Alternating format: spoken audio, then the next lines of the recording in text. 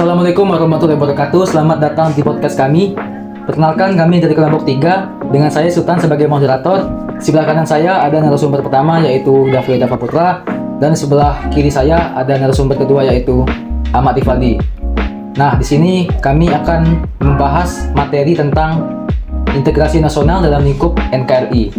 Di sini kami membawakan kasus yaitu tentang pembobolan dan peretasan data oleh hacker yaitu Brainchipper terhadap Pusat Data Nasional yaitu Kominfo. Nah, di sini saya akan melanjutkan diskusi atau pembahasan terkait kasus ini. Pertama, saya ingin menanyakan apa sih yang kalian ketahui dan berikan pendapat kalian terhadap adanya kasus ini. Pertama, saya ingin mendengar pendapat dari Ahmad Rifaldi. Silakan Rifal disampaikan pendapatnya terkait kasus ini. Jadi yang saya ketahui tentang kasus ini yaitu pembobolan data Kominfo yang dilakukan oleh Brainchipper, nama hackernya. Lalu data-data yang penting oleh Kominfo. Menurut pendapat saya tentang kasus ini dapat menjadi ancaman menurut saya, karena kasus ini dapat membuat kepercayaan masyarakat terhadap pemerintahan itu atau Kominfo itu tidak lagi sepenuhnya percaya bahwa data mereka itu aman di tangan Kominfo, karena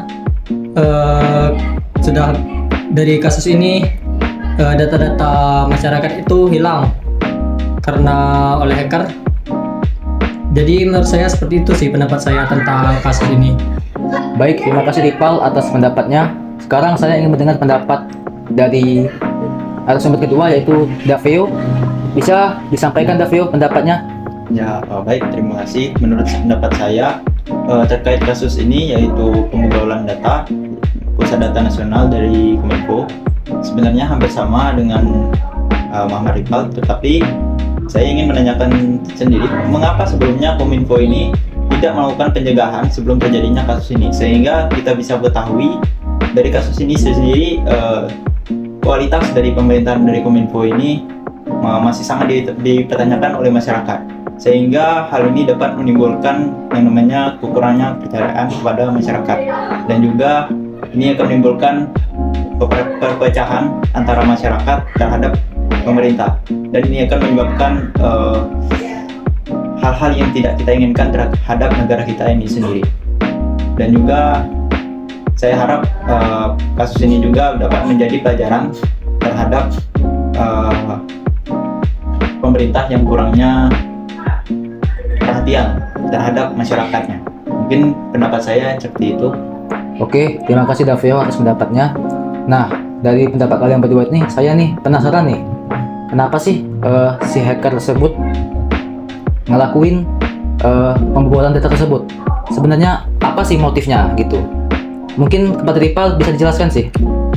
Saya juga pernah membaca berita bahwa hacker ini mempunyai motif, yaitu motifnya ini sebenarnya ada 3, yaitu bukan hanya karena finansial, bukan semata hanya finansial saja, karena yang menjadi motifnya itu yang pertama ada karena ingin uji coba keamanan atau penetration testing terhadap keamanan data siber Kominfo.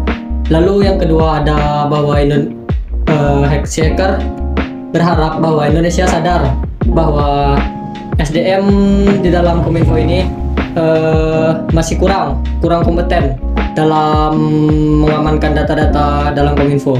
Lalu yang ketiga yang saya baca juga, hacker ini bermotif untuk Indonesia ini sadar bahwa pusat data ini membutuhkan teknologi yang tinggi, membutuhkan investasi yang besar. Lalu hacker ini juga memposting motif ini di dalam dark webnya. Yang saya baca itu kalau nggak salah dark webnya yang bernama Ransomware Live kalau nggak salah. Lalu di screenshot ditaruh di Twitter, lalu menjadi booming semuanya, lalu pecah itu beritanya. Seperti itu sih yang saya pernah baca. Oke, terima kasih Rifal atas tanggapannya. Nah, di sini saya pernah nih mendengar berita kalau si pemerintah ini sudah dikasih kunci dekripsi ya terhadap file-file yang sudah dibobol atau dicuri oleh si hacker tersebut, atau file yang sudah dienkripsi oleh hacker tersebut. Nah, tapi si pemerintah ini nggak bisa menggunakan kunci deskripsi tersebut agar file tersebut bisa kembali seperti semula. Nah, bagaimana tanggapannya untuk Daveo? Bisa disebutkan tanggapannya? Ya, terima kasih. Berdasarkan sumber artikel berita yang saya bacakan, yaitu katadata.co.id dan juga tempo.com. Nah, berdasarkan pernyataan dari Brent Chipper, sebelumnya dia sudah memberikan ancaman terhadap pihak Kominfo jika mereka tidak mengakui bahwa mereka sudah pernah diberi bantuan, yaitu bantuannya itu kunci deskripsi dari kode atau data yang sudah dienkripsi oleh hacker Brent Chipper. Nah, dari dalam hal tersebut, pihak Kominfo sedang melakukan proses deskripsi data semampu mereka, yang dimana mereka memerlukan waktu untuk mendeskripsikan data-data mereka yang telah dienkripsikan oleh Brent Chipper. Itu pernyataan dari Kementerian Komunikasi dan Informasi atau Kominfo. Nah, terkait data-data yang dideskripsikan yang dimana mereka itu mampu atau tidak, itu saya tidak tahu, tetapi dari dalam berita tersebut itu sudah dipastikan mereka sedang mengusahakannya. Nah, sedangkan menurut saya Kominfo mungkin mampu dalam mengatasi untuk deskripsi data-data yang telah dienkripsi tersebut. Nah, mungkin diperlukan sedikit waktu lah mungkin. Tapi kita tahu sendiri terkait kualitas SDM-nya. Nah, oke, tadi Daveo sudah begitu memberikan tanggapannya kalau si pemerintah ini sudah mengakui kalau mereka membutuhkan waktu gitu ya, Dev, ya. Untuk melakukan deskripsi data tersebut. Ya.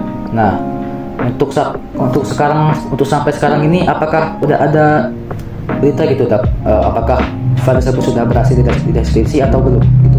Nah, untuk sekarang ini beritanya itu mungkin sudah ada, yang dimana kita ketahui sendiri itu berita yang kita kasus ini sekarang mungkin kan sudah lama. Jadi data sekarang juga sudah kembali pulih dengan 100%.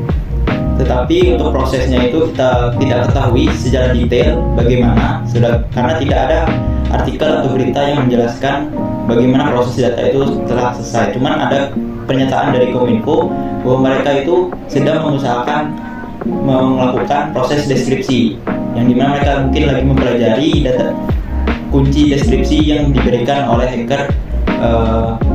Juga sedikit tambahan. Oke. Pernyataan dari Kominfo bahwa mereka juga tidak yakin terhadap kunci deskripsi dari Brent Chipper ini akan bisa membalikan data-data mereka, karena data-data sepenuhnya, karena sebelumnya data-data ini sudah diupload ke dark web, yang dimana nama dark webnya tadi ransomware. Nah, ransomware. Nah, mungkin sekian dari pendapat saya. Dan Oke, baik. Dengan dijelaskannya bagaimana kronologinya, bagaimana si hacker ini bisa membobol data tersebut dan meretas data tersebut, dan juga motif-motif yang telah dijelaskan rival tadi, bagaimana si hacker ini bisa melakukan pembobolan tersebut, saya bisa menarik kesimpulan nih dan mencoba memberikan solusi terhadap adanya kasus ini. Menurut saya, dengan adanya kasus ini mungkin bisa menyebabkan kepercayaan masyarakat terhadap instansi pemerintah itu menurun, karena data-data pribadi yang mereka punya itu, yang mereka percayakan kepada masyarakat, sudah dibobol gitu, sudah diretas sama si hacker tersebut yang Brent Chipper tadi kan. Nah, sehingga kita memerlukan solusi nih, bagaimana agar kita bisa menaikkan ya kepercayaan masyarakat tersebut terhadap pemerintah gitu. Nah, menurut saya cara agar kita bisa meningkatkan kepercayaan masyarakat tersebut terhadap pemerintah adalah dengan yang pertama, kita bisa merombak ulang lah dari orang-orang yang ada di pemerintahan tersebut, yang dimana pemerintahan tersebut adalah pusat data nasional tadi, yaitu Kominfo. Kita bisa merekrut lah, seperti yang kata Diva tadi, kita bisa merekrut anak-anak muda ataupun orang-orang yang sudah berkompeten dalam bidang keamanan siber gitu, sehingga data-data tadi yang sudah dipercayakan oleh masyarakat terhadap pemerintah bisa dikelola dengan baik dan dijaga supaya tidak diretas oleh orang yang tidak bertanggung jawab. Selain itu, kita juga bisa melakukan kolaborasi lah antar ahli-ahli keamanan gitu, supaya datanya lebih aman gitu, dan juga seperti pembaruan sistem keamanan supaya lebih aman gitulah dan tidak mudah dibobol gitu. Segitu saja sih dari saya terkait kesimpulan dan solusinya. Mungkin segitu saja pembahasan tentang studi kasus yang telah kami bawakan tadi. Wassalamualaikum warahmatullahi wabarakatuh.